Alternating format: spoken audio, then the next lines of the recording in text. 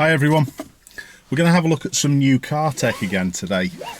There are a lot of parallel parking or self-parallel parking systems installed on a lot of modern cars. And until I got this thing, I never really understood how they work and what they did.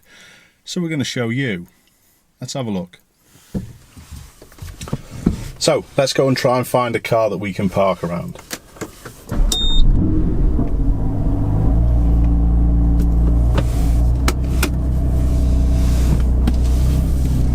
This parking works on both sides. You can do it to the left or to the right. It just won't, unfortunately, pick up on a gap that we've got here on the left. It's just far too big.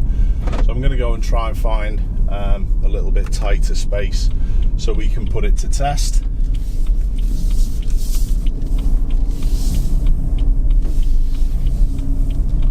And even down here, they're a little bit too big.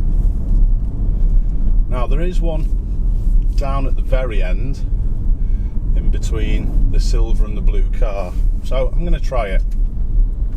We press the parking button and all that happens is you go slowly alongside the space and it looks for a suitable space.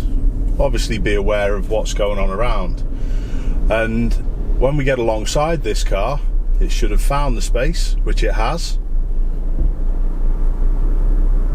And it tells me to stop. Obviously keep an eye on people behind as well. At this point you might have already needed to put a left signal on to let people know, but as it is, there's no one there. I'm going to select reverse gear, and don't forget you've still got to perform your proper observations everywhere, so check it's clear and reverse slowly. Now we don't usually say this, but just let your hands off the wheel and let the car do the actual reversing itself. But honestly, I'd always be ready to take over, and I'm just going to concentrate on checking absolutely everywhere and watching it safe. You can keep an eye on the screen to see how it's getting on, but quite simply you let it do its thing. Make sure you continue to go really slow. If I stop, it can't work out what to do with the actual steering, so you must keep moving. It's an important point. So I'm just going to try and move this thing slowly.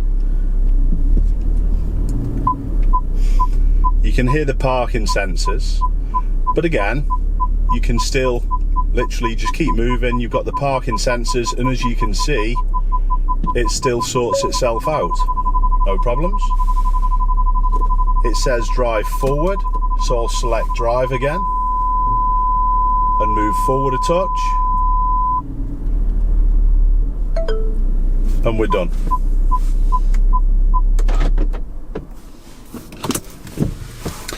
It does take that stress out of parking, but honestly, would it be something that I would use on a regular occasion?